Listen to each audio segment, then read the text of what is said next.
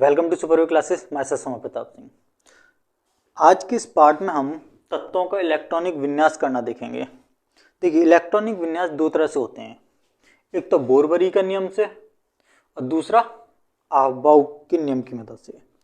ये दोनों ही इलेक्ट्रॉनिक विन्यास करने का तरीका हम इस वीडियो में देखेंगे। देखो, इलेक्ट्रॉनिक विन्यास केमिस्ट्री की एक रीढ़ की हड्डी मानी जाती है। इसके बिना केमिस्ट्री समझ में नहीं आने वाली है और ये पल पल पे यूज होने वाली चीज़ है। वैसे तो इलेक्ट्रॉनिक विन्यास 4 मिनट का टॉपिक है, 4 या 5 मिनट में दोनों तरह के इलेक्ट्रॉनिक विन्यास खत्म हो जाते हैं, लेकिन थोड़ा सा इसको बेसिक से शुरुआत करेंगे, ठीक है ना। क्योंकि बेसिक से जब करेंगे तो हमको ये पता पड़ेगा कि जितने भी यौगिक होते हैं वो सारा का सारा इलेक्ट्रॉनिक विन्यास का खेल होता है। हम बता सकते हैं कि कौन सी रिएक्शंस होगी, नहीं होगी, क्यों होगी। ये जैसे CO2 है हमारा, तो CO2 ही क्यों बना, CO4 क्यों नहीं बना, ठीक। तो ये सारे क्वेश्चनों के जवाब हमें इलेक्ट्रॉनिक विन्यास से मिल जाते हैं। देखिए, इलेक्ट्रॉनिक विन्यास हमें किसी परमाणु में इलेक्ट्रॉन के वितरण को दिखाता है, ठीक। तो परमाणु में इलेक्ट्रॉन का वितरण होता कैसे, पहले उसको समझ लेते हैं।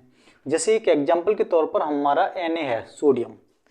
इसका परमाणु क्रमांक है 11। 11 का मतलब क्या है, इसमें 11 प्रोटॉन होंगे और 11 ही इलेक्ट्रॉन होंगे, ठीक है। तो इलेक्ट्रॉनिक विन्यास में हमें मतलब किससे होता है, इलेक्ट्रॉनों से होता है। अभी जो 11 इलेक्ट्रॉन हैं ये कैसे कैसे वितरित होंगे या कैसे कैसे परमाणु में इकट्ठे होते हैं।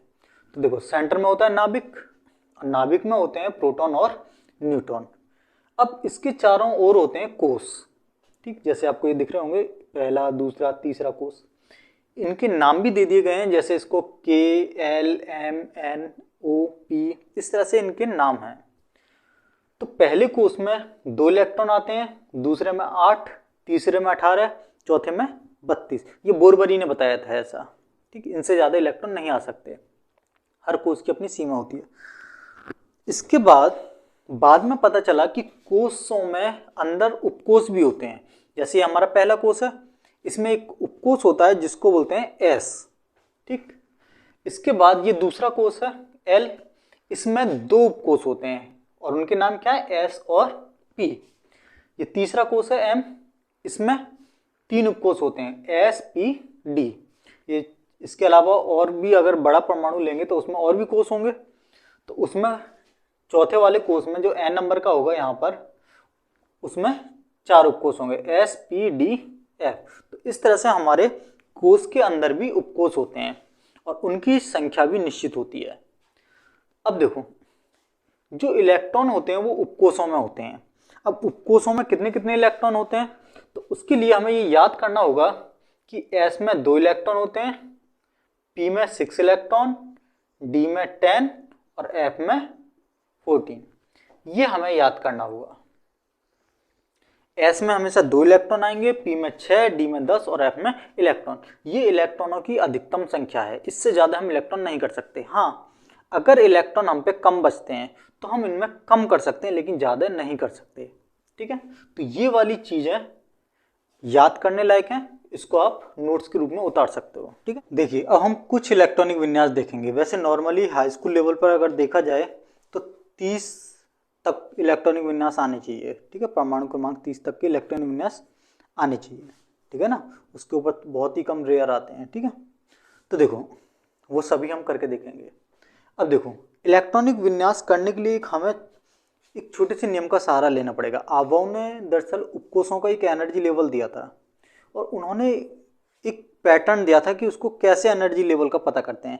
अगर कभी भूल जाओ तो उसके लिए पैटर्न बना रहा हूँ, इस पैटर्न को फॉलो करके उस क्रम को फिर से याद कर सकते हो। तो देखो, पिछली जो लिस्ट अभी बनवाई थी उसको ध्यान में करते हुए इस पैटर्न को बनाना है। सबसे पहले हमारा पहले कोष में क्या था, पहले कोष में सिर्फ S उपकोष होता है, ठीक। इसके बाद दूसरे में क्या होगा, S और P 2 होते हैं, तो दूसरे में S भी होगा और दूसरे में P भी होगा। अगर तीसरे की बात करें तो तीसरे में क्या होंगे, 3 होंगे, S भी होगा, तीसरे में P भी होगा और तीसरे में D भी होगा। और चौथे में क्या होंगे,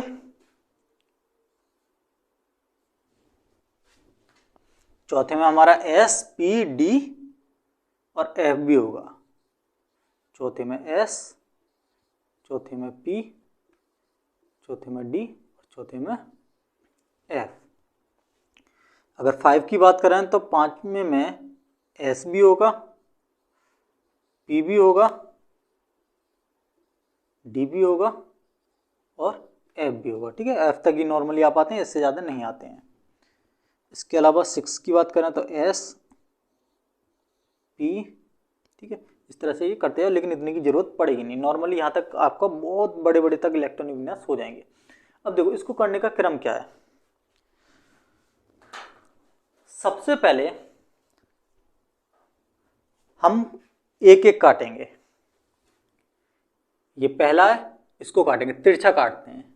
ये काट दिया हमने, अभी एक काटा है तो एक बार एक और कटेगा, ये कट गया। ठीक है, तो 2 बार हमने एक एक काट दिया। अब फिर से 2 बार 2-2 काटेंगे। ये तो हमने एक एक काटा, इस बार क्या करेंगे, 2-2 काटेंगे। तो ये 2 कट गए और ये 2 कट गए। ठीक है, ये 2 काटे और ये 2 काटे। ठीक है, पहली बार में एक एक काटे, दूसरी बार में 2-2 काटे, तीसरी बार में 3-3 काटेंगे। ये 3 कट गए और ये 3 कट गए, 1 2 3, 1 2 3। ठीक, इसके बाद अगर देखोगे फिर 4 कटेंगे, 1 2 3 4। ठीक है, इसी तरह से एक क्रम चलता रहेगा, लेकिन हमें ज़्यादा उसकी ज़रूरत नहीं है। तो देखो पहले 2 बार हमने एक एक काटे, फिर 2 बार 2-2 काटे, फिर 2 बार 3-3 काटे और फिर 4-4। ये हमारा क्रम है। अब क्या करेंगे, हम इन पर तीर लगाएंगे आगे की डायरेक्शन में। ये तीर लगा लेंगे ताकि हमें डायरेक्शन का पता रहे कि हम इस तरफ चलना है। अब इसको इस तरह से करेंगे, मतलब इसके आगे वाला सिरा दूसरे वाले के पीछे वाले सिरे को ज्वाइंट करेंगे। ठीक है, जैसे सांप होता है ना, लहर का लेता है, इस तरह से इसका ज्वाइंट कर देंगे। ये ज्वाइंट कर दिया।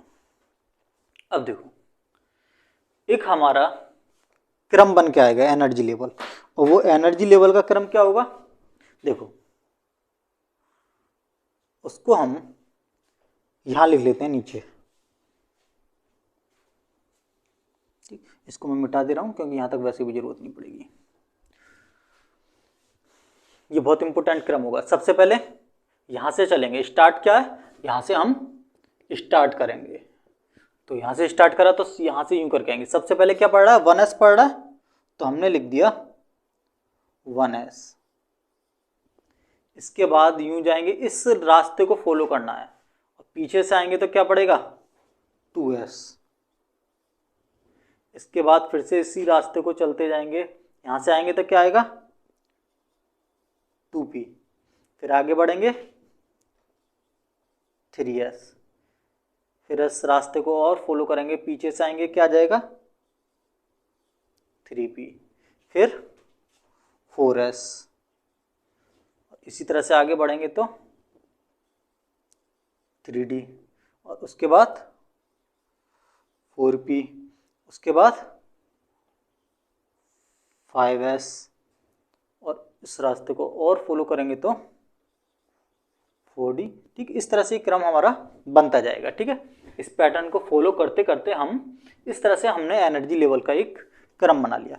अब ये जो क्रम है इसको याद रखना है, अगर कभी भूल भी जाओ तो इसकी मदद से फिर से याद कर लो। ठीक है, फिर से निकाल सकते हो। इसके अकॉर्डिंग हम इलेक्ट्रॉन भरेंगे। ठीक है, तो इसको फॉलो करते हुए हम यहाँ पर इलेक्ट्रॉनिक विन्यास बनाएंगे। ठीक, मेन चीज़ हमारी ये निकल के आई है जो कि हमें याद करनी है। यहाँ से शुरुआत करेंगे। रूल क्या है, एस में 2 इलेक्ट्रॉन भरेंगे, पी में 6 और डी में 10। तो देखो सबसे पहले क्या करेंगे, 1s। ठीक है, एस में कितने इलेक्ट्रॉन आते हैं, 2 आते हैं, लेकिन हमारे पास इलेक्ट्रॉन कितने हैं, यहाँ 1 इलेक्ट्रॉन है। जब 1 इलेक्ट्रॉन है तो यहाँ एक ही आएगा। मैंने क्या बताया था, इसमें 2 इलेक्ट्रॉन आते हैं, लेकिन अगर कम है तो कम ही भरे जाएंगे, हम अपनी तरफ से नहीं डालेंगे। तो क्या हो गया, 1s1। 1s1। ठीक, अब देखो इसका अगर बोरबरी के अकॉर्डिंग करा जाए तो इसमें एक इलेक्ट्रॉन है पहले वाले में, तो इसको हम इस तरह से भी लिख देंगे। ठीक है, ये इसका दूसरा तरह से हो गया इलेक्ट्रॉनिक विन्यास। दोनों तरह के साथ साथ इलेक्ट्रॉनिक विन्यास करते चलेंगे, अभाव के नियम के अकॉर्डिंग भी और बोरबरी के अकॉर्डिंग भी। अब हीलियम को देखते हैं, तो हीलियम का कैसे निकलेगा 1s2। शुरुआत हमारी 1s से हो रही है। ठीक, और s में 2 इलेक्ट्रॉन आते हैं और हमारे पास 2 इलेक्ट्रॉन है भी, तो 1s2 हो गया। बोरबरी के अकॉर्डिंग क्या होगा 2। ठीक है, बोरबरी के जो इलेक्ट्रॉनिक विन्यास है उसको मैं ब्रैकेट में लिखते जाऊंगा। ठीक है, पहले में 2 इलेक्ट्रॉन है, ये ऊपर जो नंबर होता है इलेक्ट्रॉनों को दिखाता है, तो पहले वाले कोष में 2 इलेक्ट्रॉन है, तो सीधा 2 इलेक्ट्रॉन हो गया। अब तीसरे की बात करें तो 1s2, इसके बाद 2s, 3 इलेक्ट्रॉन है, 2 तो इसमें आ गए, 1 इलेक्ट्रॉन इसमें आ गया। ठीक, तो यहां अगर देखोगे 1s और 2s है, तो इसके अकॉर्डिंग यहां पे हमने इलेक्ट्रॉन भर दिया है। बोरबरी के अकॉर्डिंग क्या होगा, इसको चाहो तो ऐसे भी लिख सकते हैं 2 और दूसरे में 1 इलेक्ट्रॉन है तो 1। ठीक है, अगर ब्रैकेट ना लगाना चाहो तो ऐसे भी लिख सकते हैं। नेक्स्ट, इसमें कैसे भरेंगे 1s2 2s2, क्रम हमारा यही रहेगा। ठीक है, 1s 2s 2p, s में 2 आ गए और दूसरे भी s में 2 आ गए, क्योंकि s में 2 से ज्यादा नहीं आ सकते, और 2 और 2 4, तो हमारे पास 4 ही इलेक्ट्रॉन है। अगर इसका बोरबरी देखेंगे तो कैसे बनेगा, पहले कोष में 2 इलेक्ट्रॉन, दूसरे कोष में 2 इलेक्ट्रॉन, तो 2,2 हो गया। Next B5, 1s2 2s2 2p, कितने आएंगे 5 हैं, तो 2 और 2 4। अब कितने इलेक्ट्रॉन और कम पड़ना है, 1 इलेक्ट्रॉन और बचा, तो वो आ गया p में। ठीक है, ये नहीं है कि s में ही रख देंगे, s में 2 ही लिमिट है, तो 2s के बाद में क्या आएगा, 2s के बाद में 2p आ रहा है, तो p में हमने 1 इलेक्ट्रॉन रख दिया। बोरबरी के अकॉर्डिंग इसका क्या होगा, पहले वाले में 2 इलेक्ट्रॉन है, दूसरे वाले में 2 हैं, और इस दूसरे वाले में भी 1 है, तो ये दोनों 2 ही तो हैं, ये भी दूसरा ये भी दूसरा, तो दोनों दूसरा ही कोष है, तो 2 और 1 3 इलेक्ट्रॉन हो गए टोटल, 2,3। कार्बन का देखेंगे तो 1s2 2s2 2p, कितने बचे 2 और 2 4, 2 इलेक्ट्रॉन बचे, तो वो इसमें आ जाएंगे। बोरबरी के अकॉर्डिंग क्या हो जाएगा, पहले में 2 और दूसरे में कितने होंगे, ये दोनों दूसरा कोष है, दूसरा कोष है तो 2 इलेक्ट्रॉन इसके, 2 इसके, टोटल कितने हो गए 4 इलेक्ट्रॉन। ठीक है, इस तरह से हम इनके बनाते जाएंगे। इसका कैसे बनेगा 1s2 2s2 2p3। बोरबरी के अकॉर्डिंग क्या हो जाएगा, 2, दूसरे में कितने हैं, ये भी दूसरा ये भी दूसरा, 3 और 2 5। ऑक्सीजन का कितना होगा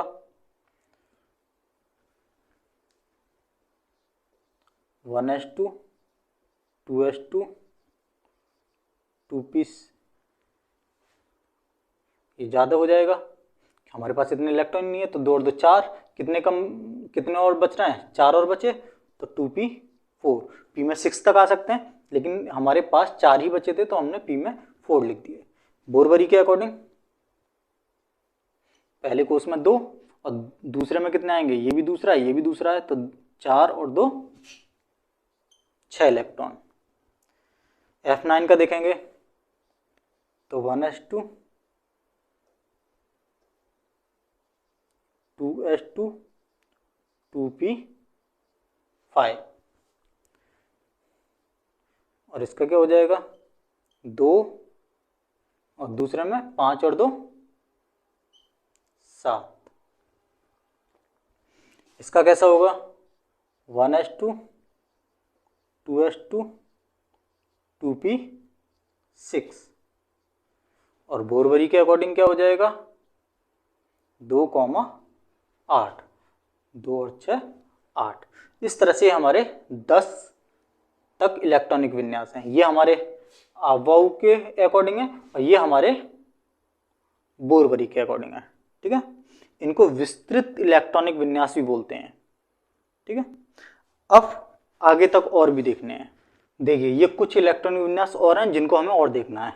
इसमें से CR और CU ये बहुत इंपॉर्टेंट हैं क्योंकि इनके इलेक्ट्रॉनिक विन्यास में एक नियम और लगता है।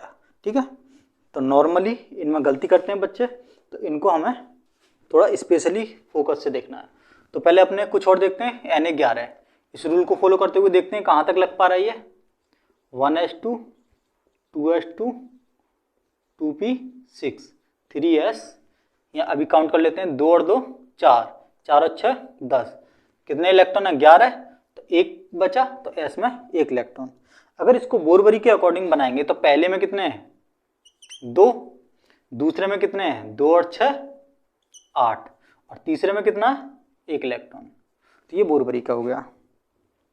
Cl17 का देखें तो 1s2 2s2 2p6 3s2 3p, देखते हैं कितने हो गए। 2 और 2 4, 4 और 6 10, 10 और 2 12, और कितने हमारे पास? 17। तो कितने बचे? 5 बचे, तो 5 हमारे यहाँ आ जाएंगे। ठीक है, क्योंकि P में 6 तक आ सकते हैं लेकिन हमारे पास 6 है नहीं, 5 हैं, तो 5 ही रख दिए। बोरबरी के अकॉर्डिंग पहले वाले में कितने हैं? 2 इलेक्ट्रॉन है। दूसरे वाले में कितने हैं? ये दोनों ही दूसरे ही हैं, ये भी दूसरा ये भी दूसरा, तो 2 और 6 8। तीसरे वाले में ये दोनों ही तीसरे के हैं, ये भी तीसरा ये भी तीसरा, तो 5 और 2 7। ठीक, इस तरह से हो गया। अब Zn30 इसका कैसे करेंगे? इसी के according 1s2 2s2 2p6 3s2 3p6 4s2 3d। Check कर लेते हैं। 2 और 2 4, 4 और 6 10, 10 और 2 12 और 6 18 और 2 20। ठीक है, कितने बचे? ये 30 है, तो हमारे पास 10 और बचे, तो 10 हमने यहाँ रख दी क्योंकि डी में हमारे 10 तक इलेक्ट्रॉन आ सकते हैं। ठीक है, और ये जो क्रम हमने फॉलो किया ये कौन सा है? यही क्रम फॉलो किया है हमने यहाँ तक। ठीक है, अच्छा ये ध्यान रखना है, एस में 2 आते हैं, पी में 6, डी में 10 और एफ में 14 तक आते हैं। हालांकि ये पिछली टेबल में भी मैंने करवा दिया है। अब देखो इसका बोरबरी के अकॉर्डिंग कैसा हो जाएगा? पहले में 2, दूसरे में 6 और 2 8, तीसरे में देखो 2 तो ये है, तीसरा ये भी तीसरा और ये भी तो तीसरा है। वो बात अलग है कि एनर्जी के क्रम के अकॉर्डिंग 4s पहले आ गया, लेकिन ये भी तीसरा ये भी तीसरा और ये भी तीसरा है, तो तीसरे में टोटल इलेक्ट्रॉन कितने हो गए? 6 और 2 8, 8 और 10 18, तो ये हो गया हमारा 18। और चौथे वाले में कितना है?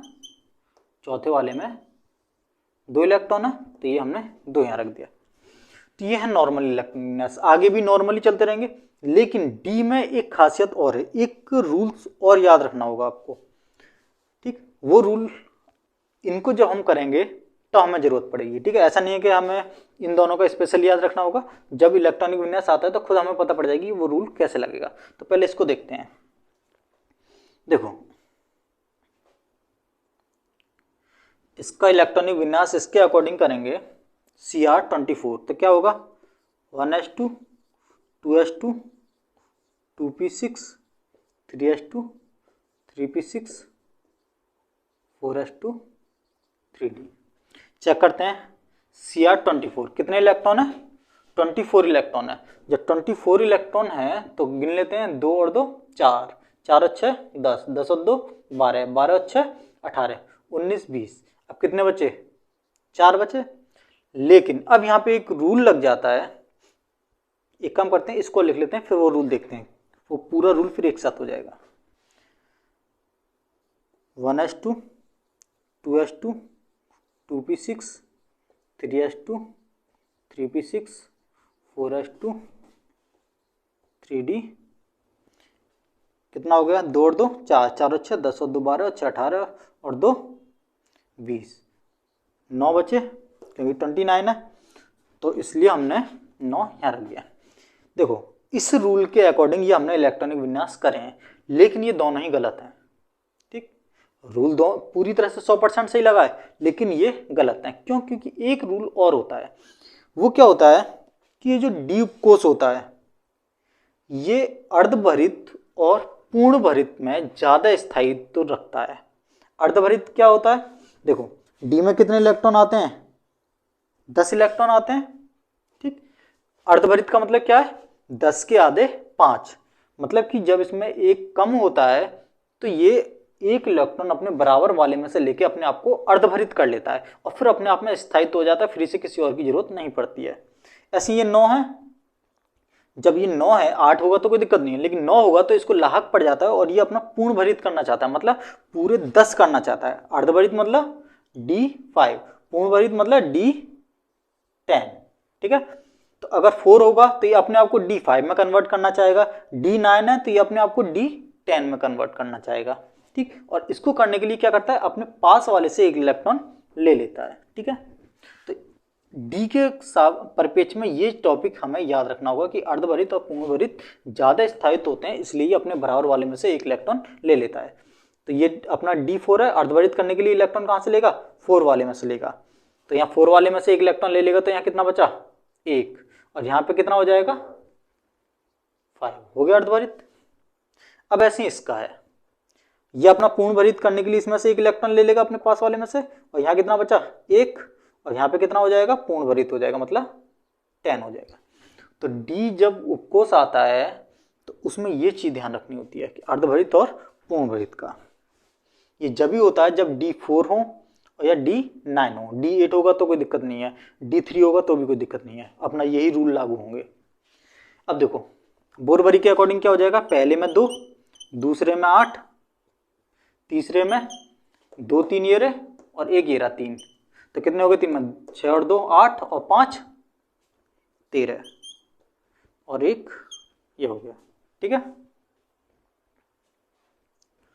इसका देखें तो पहले में 2, दूसरे में 8, तीसरे में 2 ये रहे और एक ये रहा, 6 और 2 8 और 10 18 और चौथे में 1।